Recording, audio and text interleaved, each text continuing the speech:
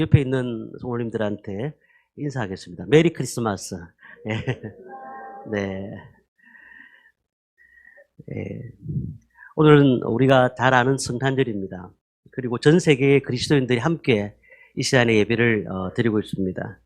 그래서 기독교인들만의 성탄절이 아니고 전 세계에 함께 축하하는 성탄절이다. 이렇게 보시면 될 것 같습니다.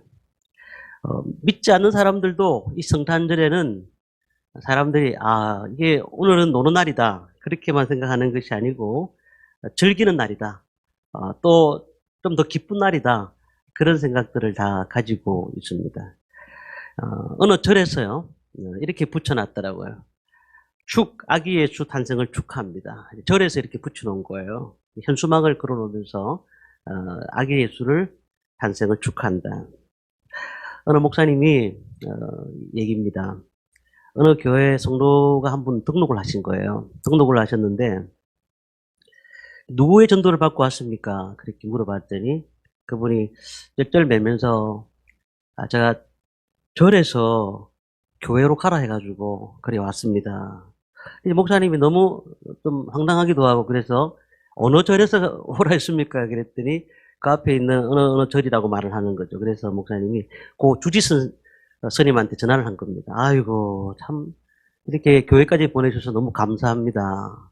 그랬더니 이 주지 스님이 하시는 말씀이 뭘요? 같이 먹고 살아야죠. 그랬다고 하더라고요. 성탄절은 많은 사람들이 상업적으로도 많은 것들을 팔고 그리고 아이들에게도 많은 것들, 또 어른들에게도 많은 것들을 제공하는 날이 성탄절입니다.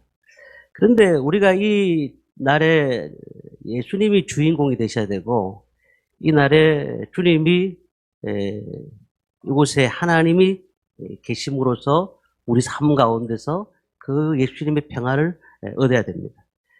예수님은 유대 땅 베들레헴에서 탄생하셨습니다. 그런데 예수님께서 탄생하셨을 때의 귀한 일들이 몇 가지가 일어났습니다. 첫 번째가 어제 본문의 말씀이었지만은 한 별이 나타나서 이 동방 박사들에게 나타납니다. 그리고 그 동방 박사들은 별을 연구하는 사람들이다 보니까 그 별을 따라서 예수님이 탄생하신 곳을 알게 되고 그리고 그곳에서 황금과 모략과 유향을 드림으로써 축하하는 그런 자리가 되어지죠. 근데 오늘 말씀에는 베들레헴 지방의 양떼를 지키던 목자들에게 나타나신 내용들이 나오고 있습니다. 그 말씀이 10절부터 나오고 있는데요. 그 말씀을 한번 읽어보겠습니다. 10절부터 우리 13절까지 한번 읽어보겠습니다. 천사가 이르되 무수하지 말라. 보라 내가 온 백성에게 미칠 큰 기쁨의 좋은 소식을 너희에게 전하노라. 오늘 다윗의 동네에 너희를 위하여 구주가 나섰으니 곧 그리스도 주시니라. 너희가 가서 강보에 쌓여 그의 뉘에 있는 아기를 보리니 이것이 너희에게 표적이니라 하시니 홀련히 수많은 천군이 그 천사와 함께 하나님을 찬송하여 이르되. 그러면서 14절에 지극히 높은 곳에서는 하나님께 영광이요 땅에서는 하나님이 기뻐하시는 사람들 중에 평화로다. 그러니까 이 예수님의 탄생이 기쁜 소식이 되고 복음이 된다는 사실이죠. 하나님께는 영광이 되고 우리에게는 평화가 된다. 이렇게 오늘 말씀을 하고 있습니다. 우리는 많은 사람들은 다 기쁜 소식을 기다리고 있습니다. 이 땅에 병들고 지친 사람들이 많습니다. 아픈 사람들이 많습니다. 걱정거리, 두려움에 잡힌 사람들이 너무나 많습니다. 우리 주위를 둘러보면 그런 사람들이 꽤 많습니다. 그러다 보니까 예수님께서 이 땅에 오심으로써 우리에게 하신 일들을 말씀하시는데 특별히 누가복음 4장 18절 말씀 보면은 이렇게 말씀합니다. 주의 성령이 내게 임하셨으니 이는 가난한 자에게 복음을 전하게 하시려고 내게 기름을 부으시고 나를 보내사 포로된 자에게 자유를 눈먼 자에게 다시 보게 함을 전파하며 눌린 자를 자유롭게 하며 라고 말씀을 하고 있습니다. 주님이 오실 이유가 무엇일까요? 주님이 우리에게 기쁜 소식을 주시기 위해서 이 땅에 오셨다. 많은 사람들은 좋은 소식을 얻기를 원합니다. 신문이나 라디오라든지 TV를 통해서 새로운 좋은 소식, 뭔가 좀 잘 살 수 있는 방법이 무엇이 있을까? 또한 필요한 것을 얻을 수 있는 길이 무엇일까를 다들 생각을 합니다. 그런데 요즘 뉴스를 보면은 좋은 소식보다는 좋지 않은 소식들이 더 많이 들리는 건 사실입니다. 또 중요한 건 저 사람이 아무리 좋은 소식이라 하더라도 내게는 좋은 소식이 아닐 때가 있어요. 그리고 그 사람이 좋은 소식이지만 나는 아무 상관이 없는 소식일 때도 있습니다. 어떤 분이 중병에 시달려가지고 고통을 당하고 있는데 기적적으로 치유된다. 그럼 좋은 소식입니다. 그런데 박수는 치지만은 자기한테는 온전히 그렇게 크게 좋은 소식은 아닌 거죠. 어떤 분이 시험에 합격을 합니다. 시험에 합격을 했을 때에 그 합격의 소리를 들었을 때 같이 축하를 해줍니다. 그러니까 자신은 합격이 안 되었을 때는 그는 그 사람만의 좋은 소식이 될 수가 있는 것입니다. 그러나 이 목자들에게 나타났던 천사, 그 천사들은 오늘 말씀해 보니까 온 백성에게 미칠 큰 기쁨의 좋은 소식이다. 백성이라고 말씀하고 있거든요. 모든 사람들에게 미칠 기쁨의 소식이다. 우리가 아무리 큰 집이 있어도 내 집이 없으면 소용이 없는 것이고, 또한 저 사람이 돈이 많아도 내가 돈이 없으면 나는 늘 힘든 사람인 것입니다. 그런데 주님이 오신 소식은 그런 것이 아니라는 거죠. 어떤 사람이라도 예수님이 이 땅에 오심으로써 우리의 죄가 사해지고 또한 천국 백성이 될 수 있는 놀라운 길들이 일어났다는 것 아니겠습니까? 그렇기 때문에 이것은 가장 기쁜 소식이고 좋은 소식이 되는 것입니다. 두 번째는요, 예수님의 탄생이 왜 기쁜 소식이냐? 진정한 평화를 얻을 수 있기 때문에 기쁜 소식인 것입니다.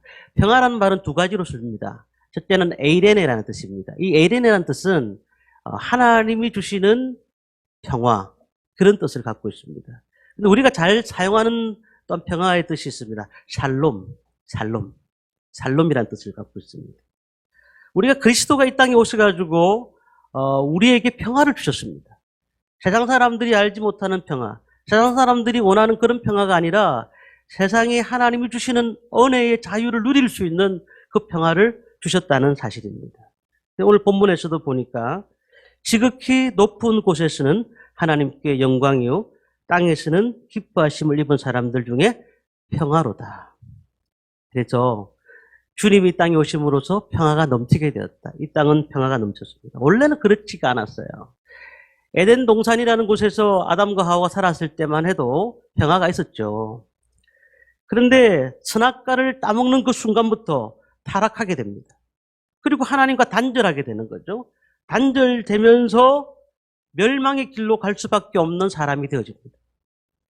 어떤 일들이 터질까요? 전쟁, 재난, 공고, 질병, 사망, 엄청난 일들이 우리 가운데서 계속해서 일어나기 시작합니다. 요즘 어떻습니까? 연예인들이 마약 복용하고 그리고 또 어떤 사람들은 자살하고 이런 어려운 가운데 있지 않습니까? 이게 왜 이런 일이 일어났을까요? 죄의 결과로 일어난 겁니다. 죄의 결과로.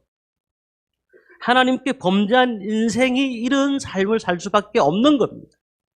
자, 그런데 이런 가운데서 예수님이 이 땅에 오심으로써 뭐가 달라졌을까요? 인생이 행복이 무엇인지를 알게 된 것입니다.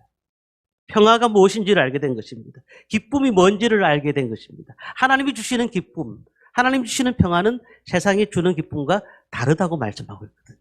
그래서 우리가 예수님이 탄생한 것은 평화를 주시려고 이 땅에 오셨다는 것을 꼭 명심하시기를 바랍니다. 아무리 과학도 문명도 발달되었지만 그렇지만은 그러나 우리의 삶은 녹록하지가 않습니다. 바벨탑을 쌓았을 때에 많은 사람들이 굉장히 뛰어난 것처럼 보였습니다.